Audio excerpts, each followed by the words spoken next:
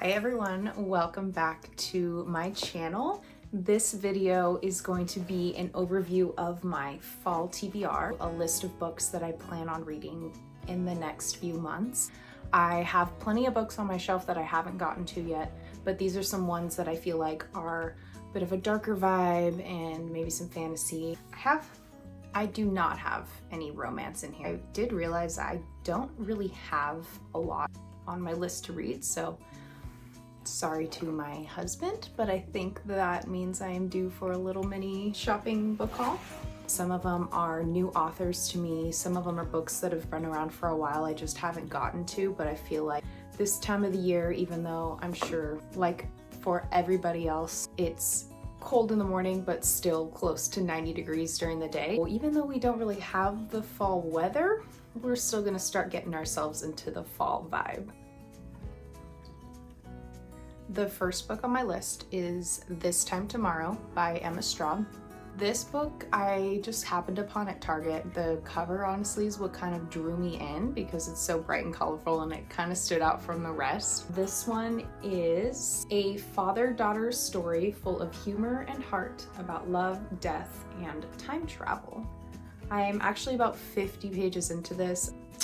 Kind of trying to get into it. Honestly, the main character hasn't really been one that I am totally on board with or really finding myself enjoying or relating to her, but I do like dynamics and stories or tropes, I guess, where parents are involved in like the parent-child relationship. The fact that this one throws time travel into it, I think is pretty cool. I will read the description on the back of the book. On the eve of her 40th birthday, Alice's life isn't terrible. She likes her job, even if it isn't exactly the one she expected. She's happy with her apartment, her romantic status, and her independence, and she adores her lifelong best friend. But her father is ailing, and it feels to her as if something is missing. When she wakes up the next morning, she finds herself back in 1996, reliving her 16th birthday. But it isn't just her adolescent body that shocks her, or seeing her high school crush. It's her dad, the vital, charming 40-something version of her father with whom she is reunited. Now armed with a new perspective on her own life and his, some past events take on a new meaning. Is there anything that she would do to change if she could? I think the concept of this book is pretty cool. So far, the main character lives in New York. She has a pretty average life. She doesn't have really a lot of the same goals that other people do. Her relationship with her father, so far as I can tell, is a little bit strained. So it will be interesting to see how this time traveling aspect affects her perspective. This sounds to me a little bit like The Midnight Library, which I read last year and was one of my top 5 books, where there's a time travel aspect. It allows the main character to reflect back on their own life and see if there are any changes that they would want to make, anything that they would have done differently. This one ought to be interesting. It has, I think, about 3 stars on Goodreads. I haven't read any of the Goodreads reviews. I just saw how many stars it had. I will be the judge of it myself. The next book on my fall TBR is The 7.5 Deaths of Evelyn Hardcastle. I'll be honest, when I saw this, I thought that it was related to The 7 Husbands of Evelyn Hugo, but completely different authors and completely different storylines. This one seems to have a little bit of a darker undertone to it. It's been around for a little bit. I've had this copy for a few months. I just haven't picked it up, so I figured fall is a good time to do that. Let's read the back of this one. The Rules of Blackheath. Evelyn Hardcastle will be murdered at 11 o'clock p.m. There are 8 days and 8 witnesses for you to inhabit. We will only let you escape once you tell us the name of the killer. Understood? Then let's begin. At a masquerade ball thrown by her parents at their English country house, Evelyn Hardcastle will die. She will die every day until Aidan Bishop can identify who murdered her and stop the killer. At the beginning of each day, Aidan wakes up at Blackheath House in the body of a different guest of the gala he attended the night before. And some of those guests are more helpful than others. The 7.5 Deaths of Evelyn Hardcastle is a breathlessly inventive gothic mystery that follows one man's quest to find a killer within a mind-bending temporal loop where no one can be trusted and nothing is quite what it seems.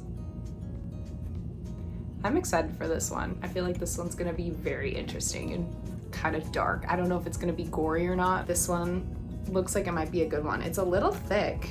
Yeah, it's about 450 pages, but it seems like it'll be a pretty quick read. We'll let you know at the end of the wrap-up, I guess, when I get to this book. The next book is the first book in a series that I have been hearing about freaking everywhere. This is the Throne of Glass series by Sarah J. Maas. I tried to read A Court of Thorns and Roses, and quite honestly, it didn't grab me. The first book I thought was great, but the second book in the series just threw me for a loop and I didn't stick with it. But I've heard that this one is different and it has a ton of good reviews. I have the first 4 books in the series already, so hopefully I do like this because a lot of people have been raving about it. And lately I've just been loving series. I just finished the trilogy of Red Rising and I devoured it. So hopefully I enjoy this one and jump right into the next ones and it keeps me entertained. I'm only putting this first book on my fall TBR because I don't want to overextend myself. But if I do love it and decide to continue the series, then maybe I'll just bump a few of the books back in the list and get to them later. The back of this one is described as lethal, loyal, legendary. In a land without magic, an assassin is summoned to the castle. She has no love for the vicious king who rules from his throne of glass, but she has not come to kill him. She's come to win her freedom. If she defeats 23 murderers, thieves, and warriors in a competition, she'll be released from prison to serve as the king's champion. Her name is Selena? We're gonna go with that. Selena Sardothien. I don't like that last name. The crown prince will provoke her, the captain of the guard will protect her, and a princess from a faraway country will befriend her. But something rotten dwells in the castle, and it's there to kill. When her competitors start dying mysteriously, one by one, Selena's fight for freedom becomes a fight for survival, and a desperate quest to root out the evil before it destroys her world. I'm excited to jump into this one. I think it's going to be a solid read. If you have read this book or the series, let me know in the comments what your thoughts were on it. I would love to start having some conversations with people, start meeting new friends who have similar or maybe differing opinions. The 4th book in my TBR for this fall is The Atlas 6. I know this one has been around for a while. It seemed to have kind of mixed reviews, so I think I'm gonna enjoy it just because I'm kind of in a phase of reading fantasy and science fiction. It was on sale at the bookstore when I went to find some other things, so I just happened to pick it up. It's been sitting on my shelf for a couple months now and I figured this is the time to get into it. Let's read the back. Secrets, betrayal, seduction, power. Welcome to the Alexandrian Society. Each decade, only the 6 most uniquely talented magicians are selected to earn a place in the Alexandrian Society, the foremost secret society in the world. The chosen will secure a life of power and prestige beyond their wildest dreams, but at what cost? Each of the 6 newest recruits has their reasons for accepting the society's elusive invitation, even if it means growing closer than they could have imagined to their most dangerous enemies, or risking unforgivable betrayal from their most trusted allies. They will fight tooth and nail for the right to join the ranks of the Alexandrians, even if that means they won't all survive the year. Yeah, this one sounds really interesting. A little bit of magic, a little bit of, ooh, there's pictures inside. I didn't know that. Ooh, okay, I like that. Ooh, I'm excited. Anyway, a little bit of magic, a little bit of murder. Sounds like a cozy, spooky, good, maybe October read or so, end of September. The next one will probably be the biggest book I have ever attempted to read. It is 847 pages, but this will not be the first book I've read by this author. This will be the first big book and hopefully reintroduction to this author and will push me to purchase more of his books. That is 11/22/63 by Stephen King. She's thick. Can you tell? I don't know, it's massive. This one was recommended by Haley Pham. She said that it was pretty challenging to read, but overall was a very interesting story. This one was nominated for a 2012 Los Angeles Times Book Prize, if that means something to you. So this is the cover. Looks like an old newspaper. Let's read the back. Life can turn on a dime or stumble into the extraordinary. as it does for Jake Epping, a high school English teacher in a Maine town. While grading essays by his GED students, Jake reads a gruesome, enthralling piece penned by janitor Harry Dunning. 50 years ago, Harry somehow survived his father's sledgehammer slaughter of his entire family. Jake is blown away, but an even more bizarre secret comes to light when Jake's friend Al, owner of the local diner, enlists Jake to take over the mission that has become his obsession: to prevent the Kennedy assassination. How? By stepping through a portal in the diner's storeroom and into the era of Ike and Elvis, of big American cars, sock hops, and cigarette smoke. Finding himself in warm-hearted Jolie, Texas, Jake begins a new life. But all turns in the road lead to a troubled loner named Lee Harvey Oswald. The course of history is about to be rewritten and become heart-stoppingly suspenseful. This is Stephen King's, quote, most ambitious and accomplished, according to TBR, novel. Time travel has never been so believable or so terrifying. Oh, this one sounds great. I'm a big fan of historical fiction. Typically the historical fictions that I lean towards are female-driven World War II era, Kate Quinn, Pam Jenhoff type series or books. This one is gonna just be something completely different from anything I've ever read. And if Stephen King lives up to the hype, which I'm sure he will, I think this might be a very, very good book. So I have no idea how long it's gonna take me to read it. Usually I can get through a 400-page book in about 5 days or so. It'll just depend on the pace of this one and how much I actually want to reach for it and pick it up, but excited for this big one. Next up on the list is None of This Is True by Lisa Jewell. This is a book of the month pick. I do subscribe to them and I do enjoy it. It's like you really just get a present every month in this little blue box. And the nice thing is that if you aren't interested in any of their book selections, you can skip it, but this one was one of their picks from last month. I bought it, but I haven't picked it up naturally. So I'm gonna do it before I keep getting more books from them and adding to the stack of things that I need to read. This one has been getting a ton of good reviews online, so I'm really hoping that it lives up to that. I usually don't read a lot of people's specific reviews about what they liked or didn't like. Let's see what this one is about. When a famous podcaster interviews a stranger promising to divulge the story of a lifetime, secrets emerge that threaten to expose the truth of the lives they've both worked hard to project and protect. Bear in mind, this is the first Lisa Jewell book that I will be picking up. I'm not familiar with her other stories. I think she's a pretty popular author, but if this is good, then hopefully this is a good intro to her, because I have one more book by her that I think I picked up from a little free library. Anyway, continuing. Celebrating her 45th birthday at the hot new local pub, popular podcaster Alex Summer crosses paths with an unassuming woman called Josie Fair. Josie, it turns out, is also celebrating her 45th birthday. They are, in fact, birthday twins.